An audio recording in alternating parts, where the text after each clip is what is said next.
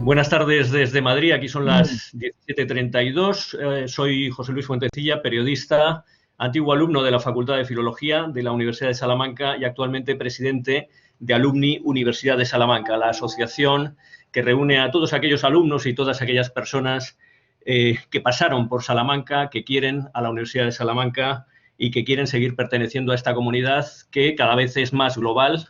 Muchos de los que pasamos por Salamanca terminamos fuera de Salamanca, entre otros nuestro invitado de hoy. Es un honor para nosotros contar con Arístides Royo. Él estudió Derecho en Salamanca, en un rato hablaremos de eso. Ha sido presidente de Panamá, actualmente es director de la Academia Panameña de la Lengua y ministro para Asuntos del Canal. Buenas tardes desde España, buenos días en Panamá, ¿no es así, Arístides? ¿Son allí las 10, 10:30? Las 10:33. Buenas tardes allá y buenos días desde acá. Antes de nada, quiero recordar a todos los que participan que la conversación va a ser grabada, la charla será grabada y la subiremos más adelante a la página web de Alumni, y también activaremos un poco más adelante, a lo largo de la charla, el chat para que las personas que estén interesadas nos puedan enviar sus preguntas. Antes de nada, el confinamiento, esta pandemia global nos ha afectado a todos, ha afectado, como no, también a Alumni. Muchas de las actividades que desarrollamos precisamente en estas fechas todos los años, como son los reencuentros, no lo podemos hacer, pero también nos brinda la oportunidad, nos está redescubriendo la oportunidad brindando la oportunidad de mostrar nuestro alcance global con charlas como esta, con personas como Arístides en este caso, que están al otro lado del Atlántico, y con muchos de los que vemos que se están sumando a la charla que viven en países, en España, en otros países europeos, en América, etcétera. Así que bienvenidos a todos. Antes de nada, Arístides, hablando de la pandemia, ¿cómo están las cosas por Panamá? Bueno, nos han crecido un poco los números de la pandemia, lamentablemente. En parte porque, como es sabido, este es un país donde hay riqueza, clase media y también una clase humilde, que es la que, como siempre, sufre más los embates de una enfermedad como esta, una pandemia. Entonces, es difícil en muchos hogares pobres mantener el distanciamiento físico, que también se le ha llamado distanciamiento social. Eso se cumple con dificultad porque a veces hay hogares en los cuales duermen en una misma habitación 4 y 5 personas. Es decir, la pobreza no ayuda, la higiene no ayuda, a veces están en algunas colinas, son barrios que no han sido construidos conforme a las normas de urbanización que tiene el Ministerio de Vivienda y Ordenación Territorial. Entonces se está produciendo menos cuidado, un poco de desatención en los sectores más humildes del país y en los más densamente poblados. En cambio, usted va al interior y se está cumpliendo muy bien con los números bajos de la pandemia. Bueno, el título de esta charla es La lectura como factor de aprendizaje del español. En un momento entraremos en el asunto, es de lo que nos quería hablar Arístides hoy. Recuerdo, él es director de la Academia Panameña de la Lengua. Pero antes, aprovechando que sospecho que muchos de los que se han unido a nuestra charla son antiguos alumnos de Salamanca, sienten un vínculo especial con la Universidad de Salamanca, le quería preguntar a Arístides cómo terminó él estudiando en Salamanca. Bueno, la verdad es que yo no aspiraba, cuando terminé el bachillerato, yo quería estudiar Derecho, pero yo no aspiraba a ejercer la profesión, yo aspiraba a ser catedrático de Derecho.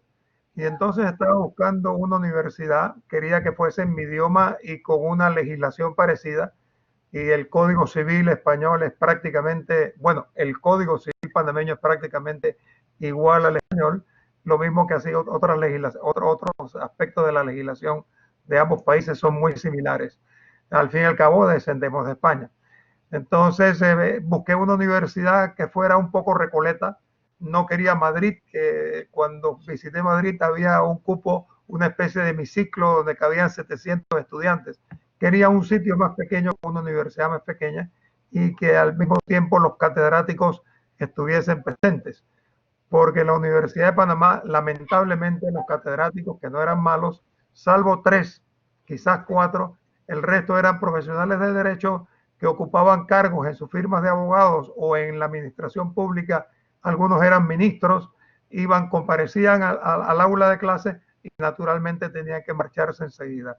No había la presencia estudiantil, pero no había esa presencia del catedrático más allá que la estricta y reglamentaria hora de enseñanza. ¿Y cómo fue la experiencia? ¿Fueron 5 años? Fueron 5 años en Salamanca, así completos. La experiencia fue muy buena porque, y esto lo he contado en un libro, los catedráticos no estamos solamente... hablando, perdón, Arístides, estamos hablando de principios de los años 60, mediados de los años 60. 1959, octubre, a 1964, junio, cuando terminé. Y ¿Cómo era entonces la universidad? La universidad era más pequeña. Yo creo que toda la universidad contaba con 5.000 estudiantes, pero había otra universidad que no veíamos, que era la universidad de los estudiantes que iban por libre. Eso en Panamá nunca ha existido, siempre la universidad ha sido presencial. Pero a las clases comenzamos yendo 60 en primer año y luego terminamos yendo al tercer año, éramos 30, 35 y así terminamos los 5 años. Vamos a entrar en un momento ya en la charla. Antes quería aprovechando que hablamos de la Universidad de Salamanca, que desde Alumni vamos a poner en marcha una campaña de recaudación de fondos, de crowdfunding, pero en un momento hablaremos de esta manía que tenemos ahora por los neologismos en inglés. Es una donación libre para alumnos, los más vulnerables, los que se han visto o se pueden ver más afectados por la pandemia. Hay desde la donación que uno quiera a 18 euros, que sería el equivalente a un crédito de una asignatura, 54 euros 3 créditos, 108 euros una asignatura cuatrimestral o 400 euros un ordenador. Es para hacernos una idea de para qué servirían la cantidad que nosotros donemos, que en cualquier caso tendrá una desgravación por parte de la Hacienda española de hasta el 75% en los primeros 100 euros. Esto es una forma de apoyar al proyecto que ha puesto en marcha la Universidad de Salamanca, el proyecto Solidari USAL, para, como digo, el alumnado más afectado por COVID-19. En breve subiremos a nuestra página web y lanzaremos la campaña de recaudación de fondos para estos fines y les animamos a todos aquellos que quieran ayudar a los estudiantes que ahora siguen en la universidad, pues a hacer la contribución en la medida que puedan a esta campaña. Ahora sí, vamos ya con el tema que nos ha convocado con Arístides, el tema del que nos quiere hablar Arístides, que es la lectura como factor de aprendizaje del español. Arístides. Muy bien, bueno, muchísimas gracias. Yo estoy encantado de estar con ustedes en la tarde de hoy en Salamanca, la mañana de hoy en Panamá, porque es la primera vez que yo puedo decir que al hacer una intervención en mi universidad, en mi alma mater, es la primera vez que me siento como en casa, porque lamentablemente en ocasiones anteriores siempre había sido en el paraninfo de la universidad, en esa especie de púlpito que mucho impone, créeme, que impone cuando uno sube esas escaleras y ve el auditorio allá abajo pendiente de las palabras. Hoy me siento incluso sin corbata aquí con ustedes para conversar un poco.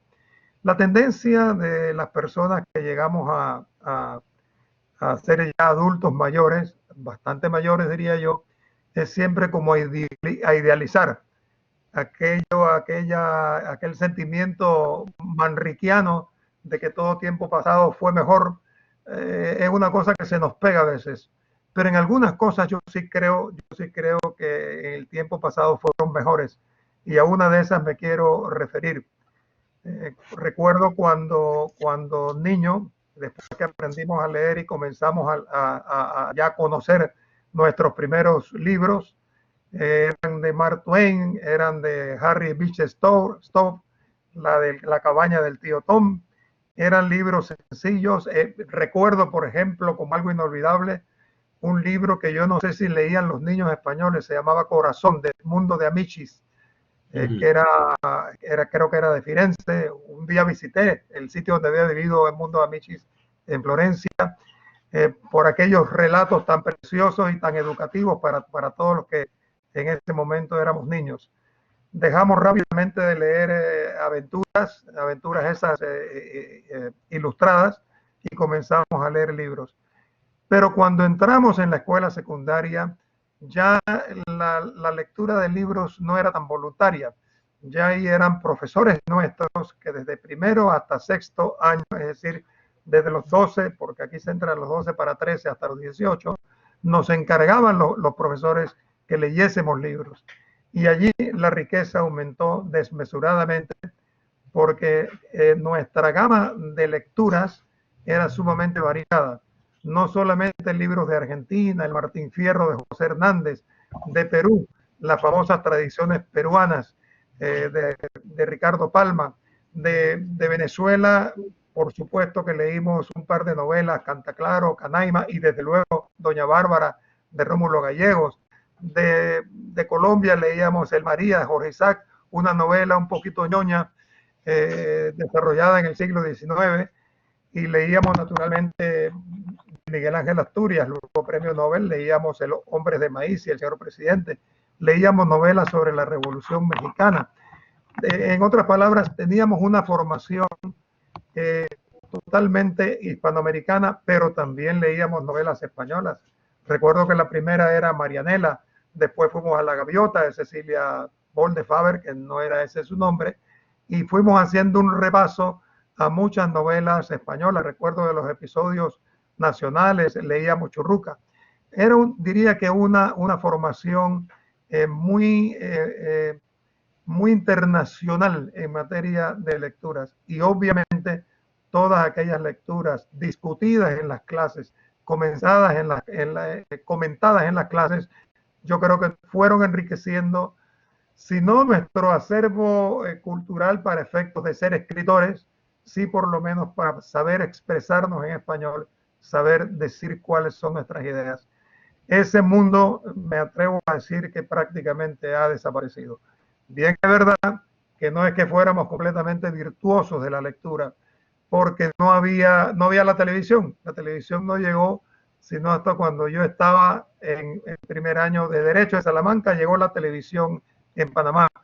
Así es que los entretenimientos eran, en un país tropical como el nuestro, el béisbol, poquito fútbol, mucho baloncesto y juegos que hacíamos en las calles y que ya nuestros antecesores habían inventado, pero al aire libre los 12 meses al año. Cuando viene esta gama de lecturas, sentimos que teníamos que quedarnos en casa porque estábamos disfrutando todo aquello que nos iba enriqueciendo. Entre eso, repito, buena parte de la literatura española. Hoy en día, entre la televisión y las telenovelas, tenemos un doble fenómeno. Los estudiantes, muchos, no están leyendo porque también hay profesores que no leen. Hay profesores que no someten a la lectura de los jóvenes aquellos libros que ellos no están leyendo. ¿Cuál es el fenómeno? Yo no lo sé a ciencia cierta, sé que especulo un poco. ¿Será que los profesores hoy sienten que tener que leer las obras para pedirle a los estudiantes que la lean es un trabajo, es una obligación, y no es aquel divertimento, aquel entretenimiento que se derivaba y las enseñanzas que se derivaban de las lecturas? Entonces, siendo obligación, la cosa se complica un poco más y el profesor dirá, bastante tengo con las horas de clase, con corregir los exámenes, para encima tener que quedarme en mis casas en las noches leyendo novelas cuando hay unas series turcas que son formidables y hay otras series de otros países en las cuales, españolas también, en las cuales me entretengo del diario que hacer. Claro está que el mundo también en Panamá se ha complicado, porque hoy para un profesor trasladarse hacia la escuela o desde la escuela a la casa ya no son los 15 minutos que antes tomaban en mi época, ahora es 1 hora y hora y media y muchas veces viven en el extrarradio. Hoy vamos a decir que la población más grande de la ciudad de Panamá se concentra entre Chorrera y Arraiján, que llegan casi a 1 millón, pero para eso les toma a veces 1 hora y media y hasta 2 horas ese traslado. Pero claro, las viviendas son más baratas en esta urbe. Así es que aquella riqueza que se derivaba de la lectura se ha ido perdiendo un poco. El otro día leía a Vargas Llosa en un artículo que me pareció precioso que se titula El hermano Justiniano, en el cual él empieza diciendo que con esta pandemia está leyendo desde el amanecer hasta el anochecer. Él es un gran escritor, pero no se lee solamente para ser escritor. Es más, muchos escritores comenzaron no siendo escritores y venían de otras profesiones. Eso ha ocurrido en América, como también ha ocurrido en España con autores incluso actuales. Así es que él ahí narra en Cochabamba, cuando era niño, aquel mundo maravilloso que fue aprendiendo, que fue conociendo gracias a la dicha, al placer de leer.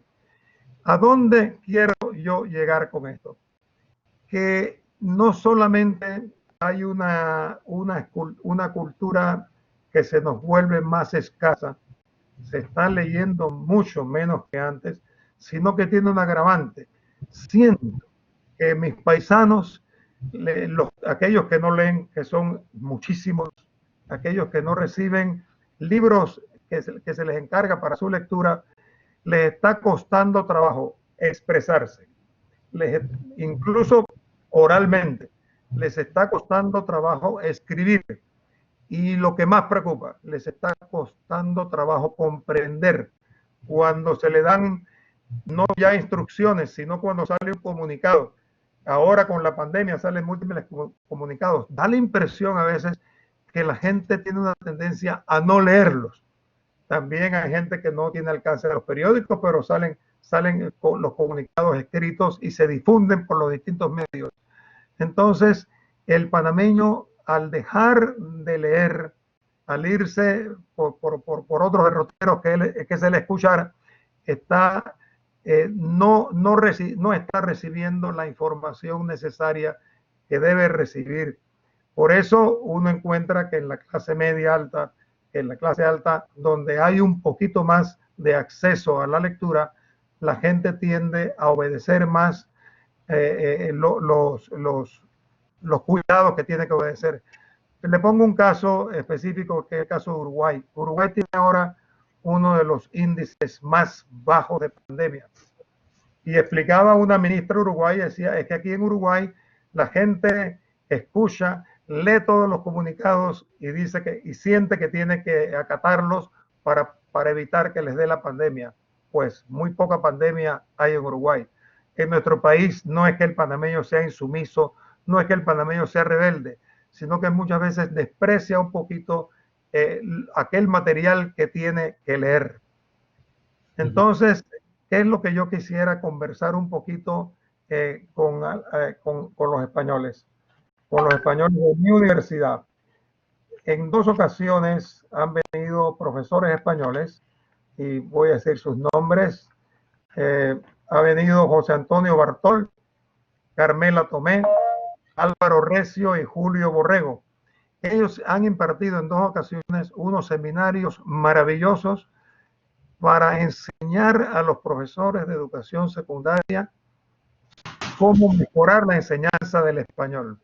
Si usted los escucha a ellos, como me ha tocado a mí escucharlos, es relativamente muy fácil el estudio de la gramática, cómo aprender las reglas gramaticales de una manera sencilla, llana, diría que muchas veces salpicadas de un gran sentido del humor.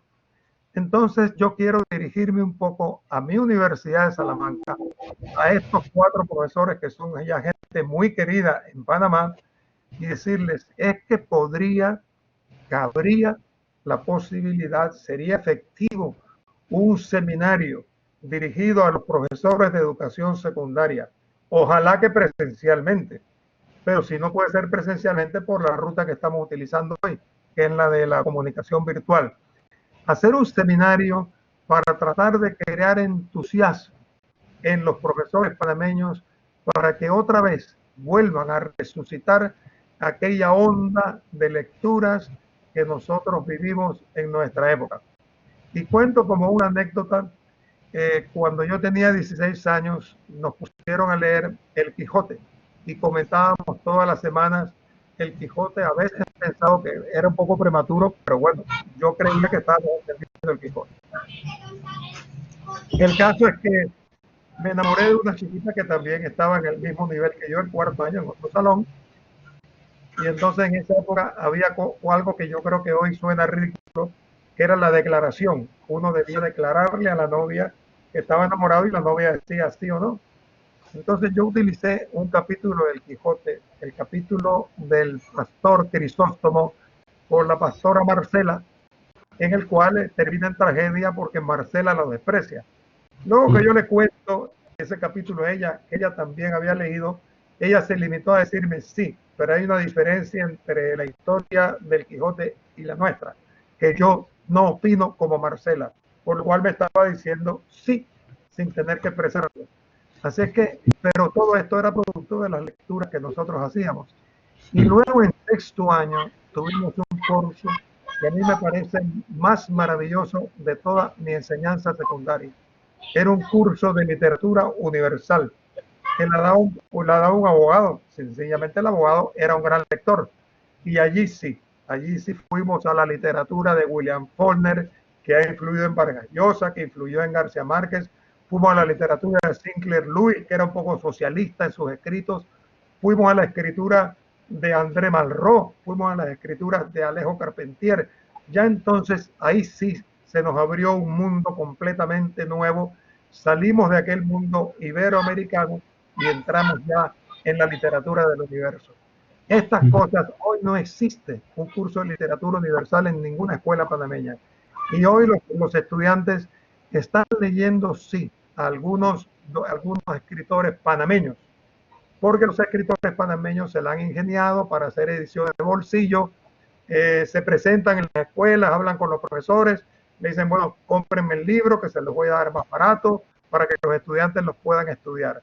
Sí, estamos leyendo autores actuales y hemos dejado de leer a los que podríamos denominar los clásicos de la literatura panameña.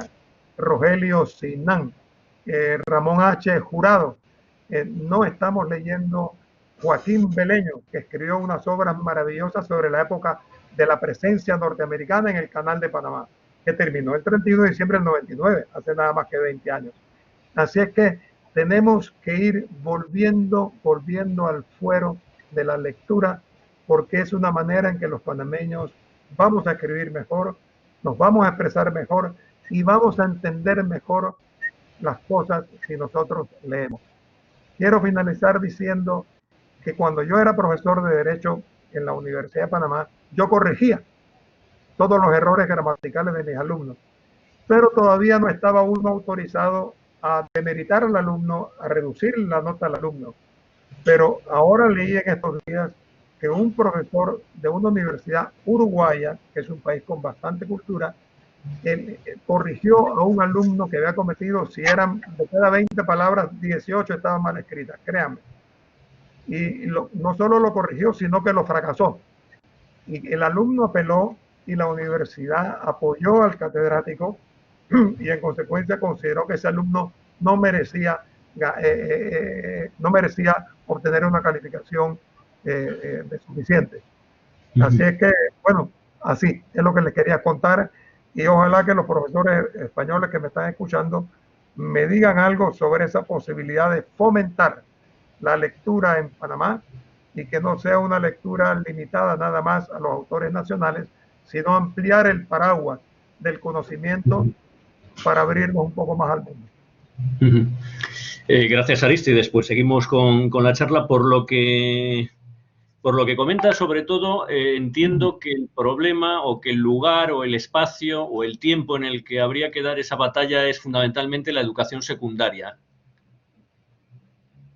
Naturalmente que se enseña a leer en la educación primaria y ya de allí se pueden ir poniendo libros naturalmente adaptados. Pero yo diría que el hábito se va a fortalecer en la educación secundaria, donde ya la discusión sobre el libro, los comentarios sobre el libro van a ser mucho más efectivos que cuando se está en escuela primaria. Y en este sentido, no sé si habría que revisar, no sé qué libros son de lectura obligatoria en la educación secundaria en Panamá, pero me pregunto si puede ser contraproducente para que se aficionen a la lectura el plantearles desafíos tan grandes como puede ser la lectura del Quijote o obras similares o clásicos similares. Si habría que revisar, entre comillas, el programa de lecturas de la educación secundaria para conseguir primero la afición y luego ya el avance, ¿no? en el nivel. Habría que hacer una revisión también porque naturalmente habría que ver el interés que el alumno puede poner. Yo dificulto un poco que un estudiante panameño de 14 años o 15 años pueda poner interés en el Churruca de Benito Pérez Galdós. Pero ese estudiante, Cañas y Barro, es una novela que sirve para todos los tiempos. Entonces, habría que revisar también para hacer que el interés del alumno pueda oscilar entre una época y otra, pero aquellas que más van a motivar su interés. Yo creo que el Quijote sigue siendo interesante. Nos lo pusieron a los 16 años. Yo creo que habría que ponerlo a los 18 si es que se vuelve a poner en las escuelas secundarias. Porque Don Quijote es un libro que puede leer cualquiera, nada más que con un diccionario al lado por la cantidad de palabras, de vocablos que utiliza Cervantes en esa obra. Pero sigue siendo, Emerson decía que el hogar de los libros no son las universidades, el hogar de los libros es el pueblo. Y yo creo que el hogar del Quijote puede estar en cualquier clase social, no me atrevo a decir que en cualquier edad, pero sí es un libro al cual puede acceder cualquier persona. Lo que a mí no me gustó del Quijote, y eso lo discutíamos hasta altas horas de la noche en un parque, el Parque Catedral, fue cuando Don Quijote adquirió la razón. Entonces discutíamos por qué el Quijote no se quedaba tan loco como aparentemente estaba a lo largo de la novela. Entonces aquella conducta de Cervantes de decir, bueno, vamos a hacer que razone otra vez, que entre en el juicio, bueno, a mí concretamente no me gustó, como no me gustan los finales de muchas novelas. Aparte del tipo de lecturas, desde luego, vamos, no solo en Panamá, sino en todo el mundo, la presión de la cultura audiovisual es tremenda, ya desde que los niños son muy, muy pequeños. Yo ahí sí que me parece muy complicado. En fin, la única manera que se me ocurre es que haya una especie de salto atrás. Antes leíamos la novela y veíamos luego la película, que de la película haya un salto atrás hacia la lectura, ¿no? De lo verbal a lo literario, ¿no? Pero francamente me parece muy difícil. No sé cómo lo ve usted. O sea, la presión enorme, videojuegos, series, películas, la enorme oferta cultural, audiovisual que hay y el rincón en el que queda la lectura y del que le cuesta evidentemente salir y que yo francamente no me ocurre cómo incentivarlo. Bueno, yo sé que en la calle o en el hogar también es difícil, más en el tipo de hogares que desgraciadamente hay muchos en mi país, en Panamá. Aquí hay hogares donde hay un solo pariente, a veces eso llega al 50 y 55% de algunas escuelas públicas, de gente humilde. No hay papá. Cuando el muchacho llega a la casa de su jornada, que aquí hay jornada matutina y otra jornada vespertina para grupos diferentes, cuando llega a la casa se encuentra que no hay padre, pero es que no hay madre tampoco, porque a veces las pensiones alimenticias son tan bajas que la mamá está trabajando. Se encuentra con la abuela cuando la abuela no trabaja. Entonces ese muchacho solo no tiene una persona que le diga, oye, acuérdate que debes leer esto. Por eso interviene mucho el factor educación. Por eso creo que tiene que nacer un poco de las aulas. No me gusta usar la palabra obligar, pero el fomentar la lectura como parte de la educación. Yo te voy a enseñar gramática, te voy a enseñar a escribir, te voy a enseñar cosas, pero aparte de eso quiero que leas. Quiero que leas. Porque en nuestra época incluso no solamente nos ponían libros para leer, que los teníamos que leer porque los teníamos que comentar. Si hoy tú le pones un libro a un estudiante y le dices, resúmame el libro, el estudiante se mete en el internet o busca un amigo que tenga internet y hace el resumen y lo copia del internet. Pero otra cosa es comentar con el estudiante el libro de barras, ¿no? O sea que a nosotros, los estudiantes en mi época, no se limitaban los profesores a darnos un libro para que leyéramos. Había ejercicios uno se llamaba composición, en el cual el profesor nos decía, a ver, murió Evita Perón en Argentina. Si saben quién era Evita Perón, coméntenos quién era Evita Perón, cómo era Evita Perón y cómo se puede sentir la Argentina con la muerte. Si cualquier otro tema importante, coméntenos qué hicieron en el verano, dónde fueron. Entonces nosotros estábamos obligados a redactar. Pero aparte de eso, de las composiciones que nos obligaba a escribir y con lo cual te corregían también los errores ortográficos, había los llamados dictados. Y los dictados eran incluso repentinos. Abran las páginas, abran el cuaderno y comenzaba a dictarnos 20 palabras. Entonces uno procuraba tratar de evitar los errores de ortografía. Y el mejor para mí sigue siendo la lectura. Miren, más que la enseñanza de las reglas gramaticales en el aula. Ahora, ustedes los españoles tienen una pequeña ventaja sobre los latinoamericanos o iberoamericanos. Es que ustedes distinguen desde que comienzan a hablar la diferencia entre la C, la S y la Z. Para nosotros todo es S.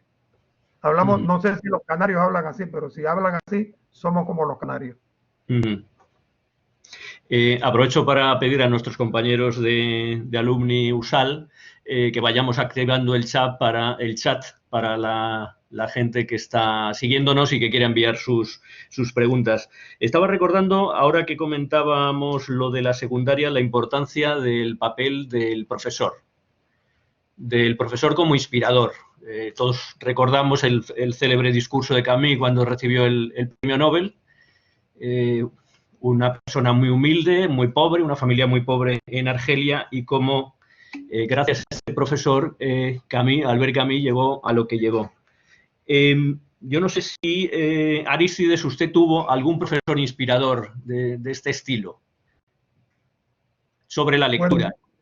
Bueno, yo tuve varios profesores, pero menciono dos concretamente, o tres. La profesora Isabel H. de Stringer, casada con un norteamericano, que nos puso a leer a los 12 años y medio, nos puso a leer varias obras interesantes. Como dije antes, Marianela fue una, pero vinieron más.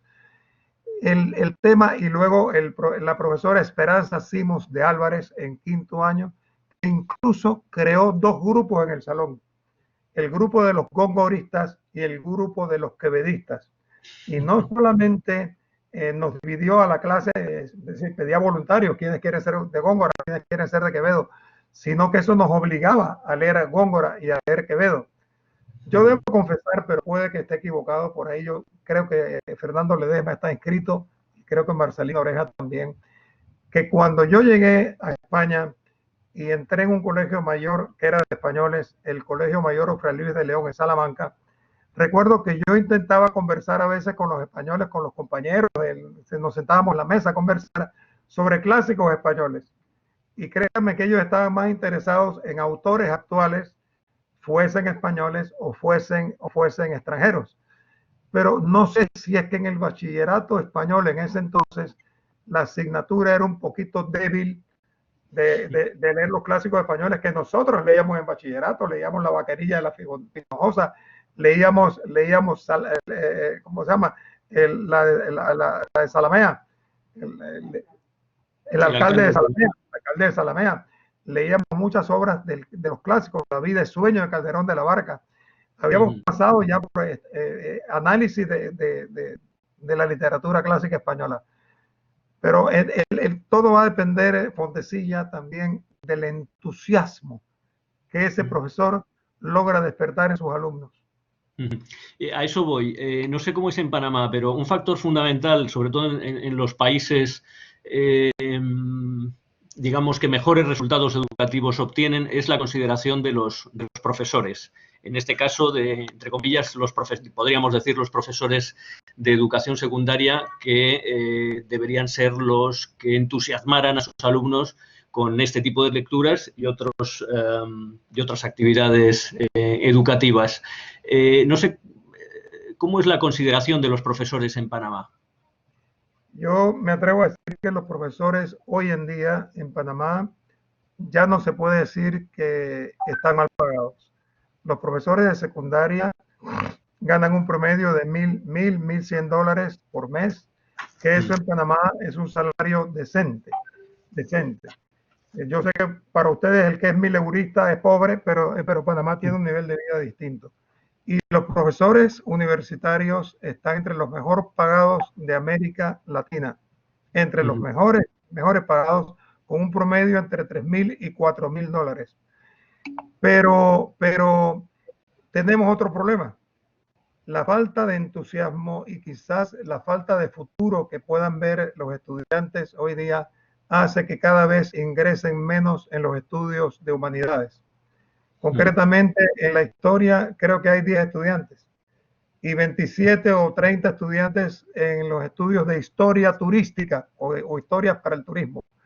Entonces está acudiendo cada vez menos gente a los estudios de humanidades en nuestro país, porque ven más futuro en los estudios de logística, en los estudios de mercadeo, o como dicen ahora en España, marketing. Entonces ven más futuro en carreras técnicas que no en las carreras humanitarias. Sí, creo que eso es un fenómeno que también sucede en España y en otros muchos países. Van llegando preguntas. Federico Augusto Aillón nos pregunta: ¿esta merma que se verifica en la lectura puede ser revertida de alguna forma? Yo creo que puede ser revertida siempre y cuando utilicemos también los medios audiovisuales. Aquí tenemos una televisora del Estado, CERTV, que ahora mismo está ocupadísima con la pandemia porque se están dando clases de matemáticas, de álgebra, de geografía, de historia, se están dando distintas clases, pero cuando termine la pandemia, la Academia Panameña de la Lengua va a desarrollar todo un programa precisamente para fomentar la lectura en Panamá. Tenemos la idea desde España de que en Panamá, por la historia de Panamá, por la presencia de Estados Unidos en el canal, poco más o menos que todos los panameños chapurrean el inglés. No sé en qué medida esto es así y se está, digamos, introduciendo un número inabarcable de neologismos, de anglicismos en el español de Panamá. Como digo, es una impresión. Bueno, primero decirle que efectivamente muchas personas piensan que en Panamá todo el mundo es bilingüe, cuando aquí empresarios extranjeros quisieron poner un par de call centers, tuvieron que desistir porque no encontraban el número suficiente de personas que hablaran bien, es decir, de manera fluente el inglés, y tuvieron que irse a otro país. Y la gente que cree que en Puerto Rico, donde todos los puertorriqueños tienen un pasaporte que dice Estados Unidos de América, el 85% de los puertorriqueños no dominan el inglés, salvo aquellos que vayan a una escuela completamente bilingüe, que en Panamá las hay y las hay muy buenas. Pero los chiquitos que van a las escuelas secundarias oficiales de nuestro país y a muchas escuelas particulares que no son estrictamente bilingües, reciben la enseñanza del inglés de 2 o 3 horas a la semana, que es suficiente para un inglés coloquial, incluso con ayuda a un diccionario para leer un libro, pero que no es el inglés hablado de manera correcta.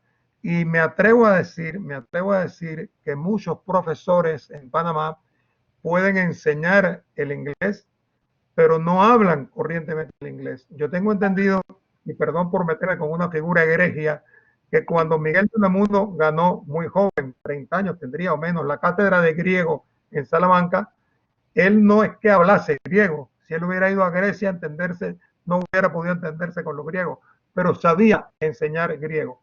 Lo que nosotros pretendemos en Panamá es que los profesores de inglés hablen inglés de manera fluida. El presidente anterior de Panamá, Varela, se le ocurrió una idea que costó muchos millones de dólares, que era enviar profesores panameños por 16 semanas a Estados Unidos. Entonces iba un grupo de profesores panameños a aprender inglés, pero entre ellos desayunaban en su idioma español, almorzaban, cenaban y eran solo las horas.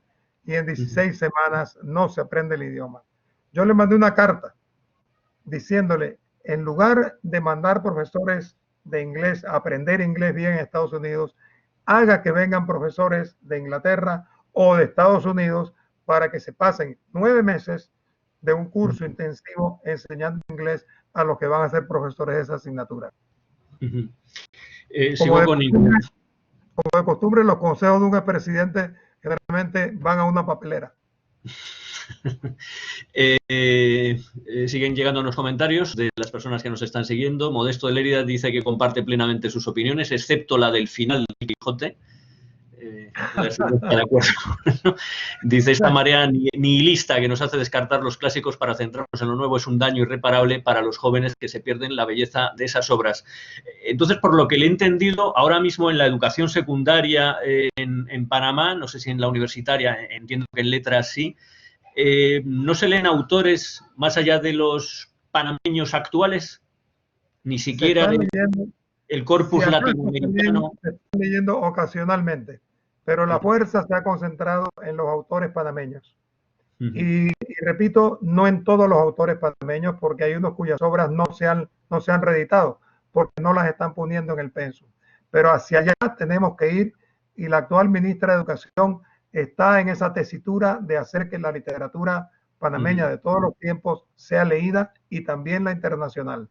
Pero entonces no hay una lectura de clásicos de la literatura española, como antes lo citaba, Quevedo, Góngora, entiendo que puede ser muy complicado, Unamuno, Fray Luis, Galdós. No la hay, realmente no la hay.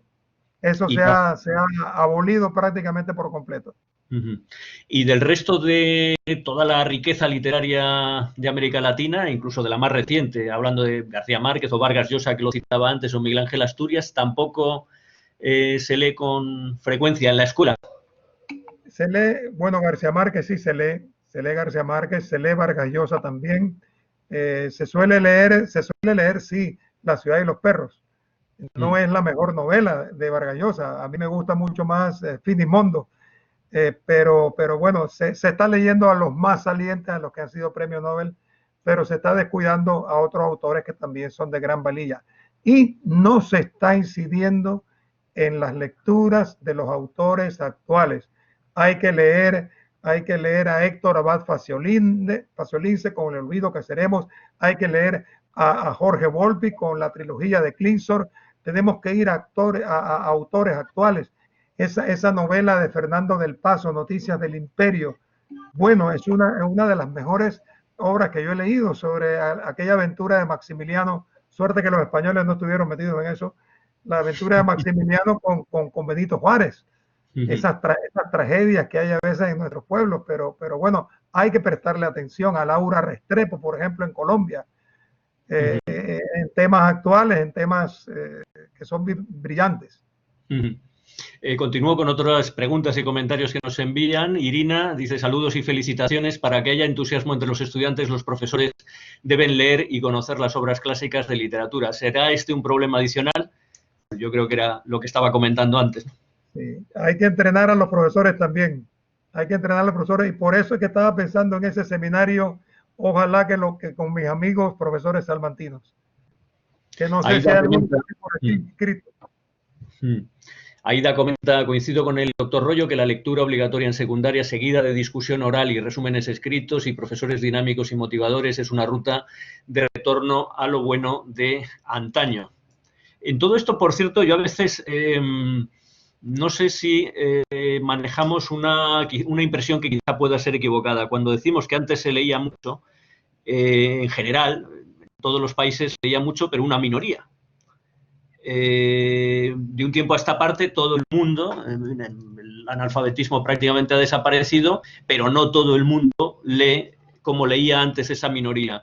Y lo que yo me pregunto es si, de todas formas, pese a lo que nos parece la decadencia de la lectura como forma de enriquecimiento cultural, sin embargo, sigue habiendo una minoría que sigue leyendo con entusiasmo, fruición. Sí, aquí hay una minoría que lee, y yo diría que lee bastante. Hay una amiga mía que yo la llamo mi heroína, porque ella tiene 7 librerías, se llaman El Hombre de la Mancha, pero tiene 7 librerías en esta ciudad de Panamá. Cuando aquí algunas librerías han tenido que cerrar.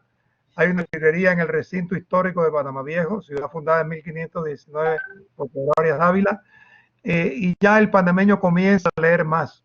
Incluso hay una profesora que tiene un curso, Eliana Golcher se llama, ella tiene un curso que se llama Escriba usted su libro, y entonces recibe ahí a personas de todas las edades que van a ese curso que dura un año lectivo en una universidad católica para aprender o para recibir entusiasmo de escribir su libro. Y ya conozco a 3 que han escrito sus libros inspirados en las enseñanzas recibidas en ese curso. Sí, esta es otra impresión. Se leerá poco, pero publicar se publica, al menos en España, miles y miles de libros al año. Yo creo que hay gente que escribe más de lo que lee, ¿no? Francisco Mirabel nos dice buenos días y saludos, Arístides, desde Costa Rica. ¿Cómo se podría en este momento paliar el uso excesivo de la tecnología que tienen tan fácilmente a mano los niños y adolescentes? Ahí es nada, esto es complicado. Sí, es complicado, pero bueno, a base de la enseñanza. Pero aprovecho que me está preguntando Francisco Mirabel, porque él procede de un país que se llama Costa Rica, donde tuvieron el único caso que yo conozco en América Latina, donde tuvieron un presidente que era librero. El presidente Trejos era librero, tenía una librería, creo que en la avenida o en la calle central de San José de Costa Rica, y él iba, siendo político, iba a su librería y atendía a la gente y leía con la gente y comentaba los libros. Bueno, ese es Costa Rica. Pero sí, depende mucho de la voluntad que tenga un gobierno, depende mucho de la voluntad que tenga un ministro o una ministra, y va a depender siempre de la voluntad guía de los profesores. Nos llega también un mensaje de nuestra compañera de alumni, antigua profesora en la Universidad de Salamanca, catedrática de Derecho Internacional, Araceli Mangas. Envía saludos a Arístides y a todos los miembros de alumni y dice, aunque no son lecturas literarias, durante el confinamiento mis alumnos de Derecho de la Complutense de Madrid han hecho muchas lecturas complementarias de mi materia de Derecho Internacional, algo que no había conseguido en los 30 años anteriores de docencia. Espero que den el salto y que este trágico mal sufrido tenga algún fruto positivo. Bueno, es que yo creo que para leer no se debe limitar el campo estrictamente a la literatura. Cuando uno lee una biografía de Churchill, la cantidad de cosas que uno aprende de la vida de este gran prócer inglés. Y leer una biografía de Manuel Azaña también es interesantísima. Así es que el campo debe expandirse a múltiples facetas del quehacer literario de la humanidad, o el quehacer histórico, geográfico. Así que vale la pena ampliar. Aida Pereira dice que otro problema está centrado en el valor y acceso a los libros. Los clubes o grupos de lectura también han proliferado. Son ambientes propicios para fomentar la lectura y discusión literaria. No sé si esto es algo que abunda, digamos, en Panamá. Clubes de lectura. No es que abunde, pero hay varios clubes de lectura, pero voy a quedarme con uno. Hay un dueño de un supermercado, no voy a poder decir el nombre del supermercado porque van a pensar que estoy lanzando una cuña comercial, porque también en esto lo van a ver panameños. Pero el dueño de un supermercado ha creado un club de lectura entre sus empleados.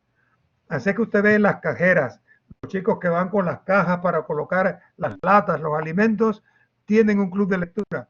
Y él financia, él incluso los invita comprando libros y tiene a la entrada de su supermercado una pequeña librería para los clientes, pero favorece que sus empleados, por más humildes que sean, el que hace de carnicero, el que le vende la fruta en el supermercado, ellos están leyendo, gracias a un patrón, a un dueño que los está entusiasmando. Modesto pregunta, ¿es usted optimista respecto a la recuperación del estudio de las humanidades en general?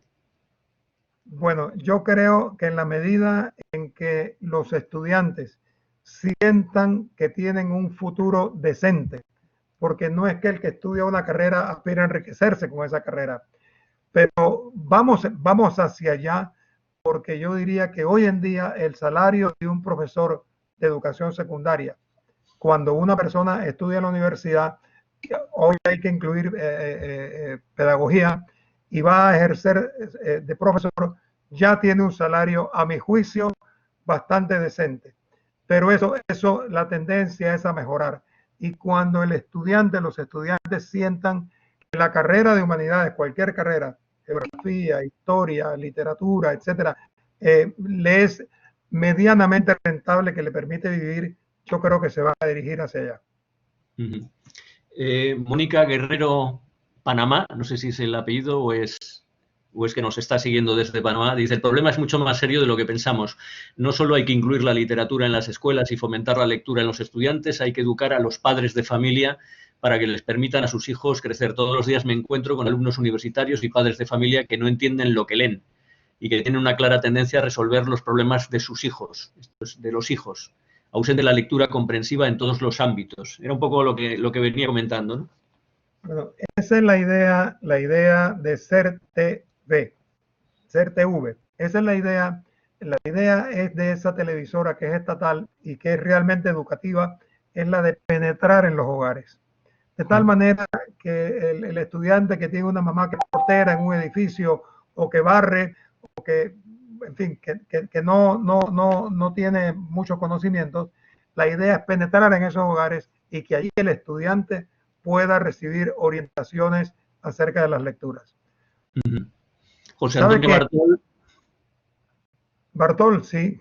Sí, nos manda también un comentario. Estoy de acuerdo, la lectura, la redacción y los dictados son imprescindibles en la enseñanza de lengua, sea la propia u otra ajena. Muy bien. Muchas gracias. Quería aprovechar para preguntarle, como director de la Academia Panameña de la Lengua, hablando del español, del castellano, ¿en estos años cree que se está alejando el español de España, del español de Panamá o del español que se puede hablar en Centroamérica? ¿O no corre ningún peligro la unidad de la lengua más allá de la entrada abrumadora de anglicismos, sobre todo técnicos? Bueno, yo diría que en el mundo internacional, así como de repente la Unión Europea, incluida España, nos mete algún rapapolvo, como por ejemplo una noticia que yo no quiero ni creérmela, que vi por ahí en un cintillo, que dice que los que vengamos, si yo voy a España ahora en el verano, tengo un hijo que vive allá, si yo voy a España no me van a dejar entrar o me van a poner en cuarentena. Quiere decir que si voy a pasarme 14 días no voy a poder salir ni a la esquina. Yo no quiero creerme esa noticia, pero bueno, la dicen. Yo diría que no hay, en materia de lenguaje, no hay ninguna separación. Es más, cuando España quedó disgustada por las independencias de los países latinoamericanos o iberoamericanos, nosotros decimos siempre en latín porque nos gusta incluir a Haití, que fue el primer país que se independizó con negros libertos, y me gusta incluir a Brasil porque sentimos a Brasil parte de nuestro hemisferio. Latinoamericanos, cuando nosotros hablamos de lenguaje, nos sentimos unificados con el lenguaje español. Y hay una asociación, se llama ASALE, Asociación de Academias de la Lengua Española, que tiene unas relaciones maravillosas, porque la Real Academia Española, cuando España tenía aquel disgusto por las recién independizadas naciones, estaba España molesta, quien primero se dirigió a los latinoamericanos independizados, a las nuevas naciones, fue la Real Academia Española de la Lengua. Y le escribieron, vamos a decir, a intelectuales, a personas sabias, eminentes de nuestros países, y la que primero contestó fue Colombia. Por eso Colombia tiene la primera Academia Colombiana de la Lengua, y luego fueron siguiendo otras. Pero en materia de lengua hay una real fraternidad, una real hermandad entre España y América.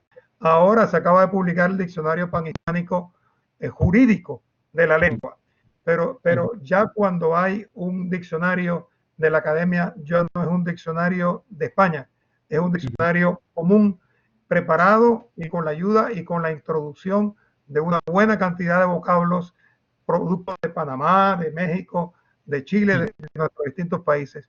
El español, yo diría que se ha enriquecido enormemente con las aportaciones de los países en los cuales ustedes tuvieron colonias. Ujú.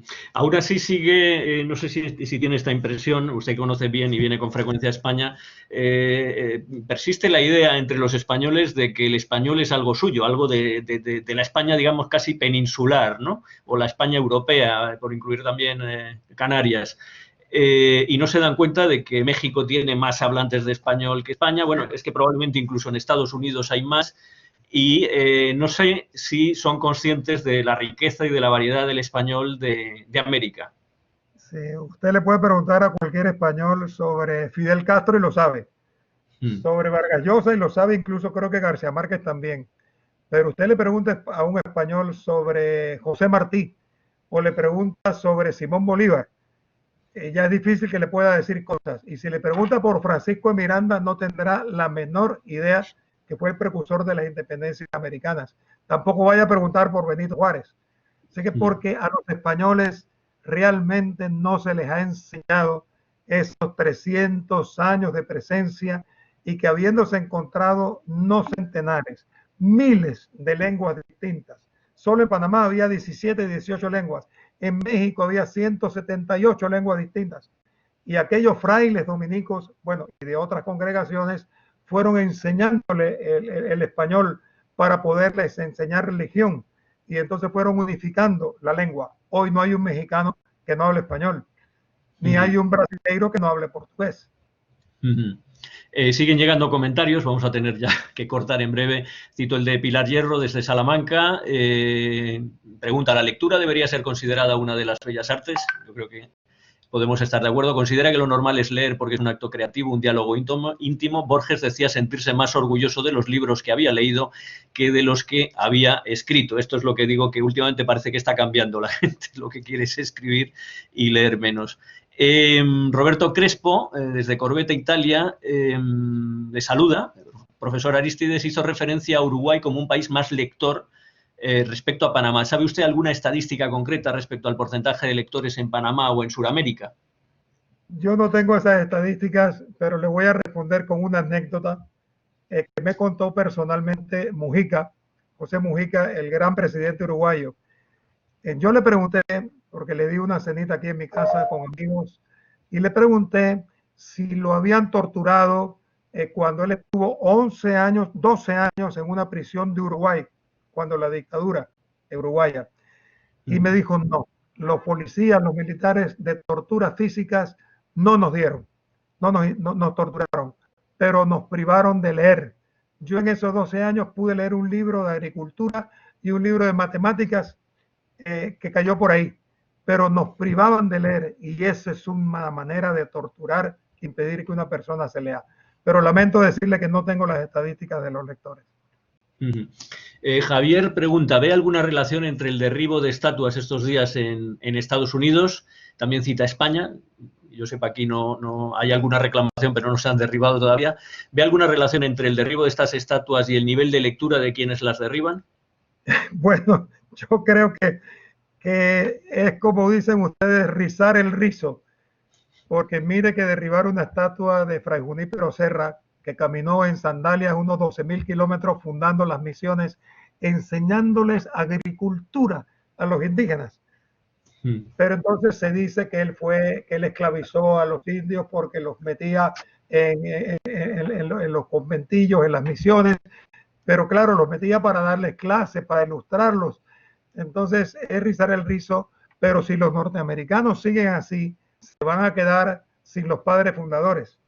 Porque Jefferson tuvo esclavos, no solo tuvo esclavos, sino que a los 40 años tuvo relaciones con una nana, con una esclava, Sally Hemings, con la cual tuvo 4 o 5 hijos. Y nunca la manumitió, es decir, nunca la liberó. Jefferson, Washington, Monroe, todos esos padres fundadores que crearon aquella constitución maravillosa de que todo el mundo nace igual, pues no fueron iguales en el tratamiento a los esclavos hasta que llegó Lincoln. Así es que van a tener entonces que quedarse sin padres fundadores y sin todas aquellas personas que de una u otra manera no combatieron, sino que vivieron dentro del esclavismo. Tenemos que ir cerrando la charla. Quería preguntarle, hemos empezado por los años en los que usted vino a estudiar a Salamanca. Quería preguntarle si ahora mismo los estudiantes panameños universitarios o de posgrado siguen viniendo a estudiar a España, siguen viniendo a estudiar a Salamanca. ¿Cuál es la presencia de la Universidad de Salamanca en Panamá?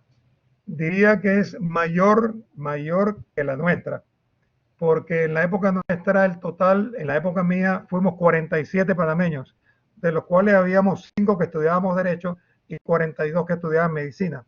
Pero iban a estudiar Medicina porque en Panamá tenían ¿cómo diría?, el sistema norteamericano, 4 años de premedicina y 4 años de medicina. Entonces, en cambio, en Salamanca, en 6 años se graduaba de Derecho.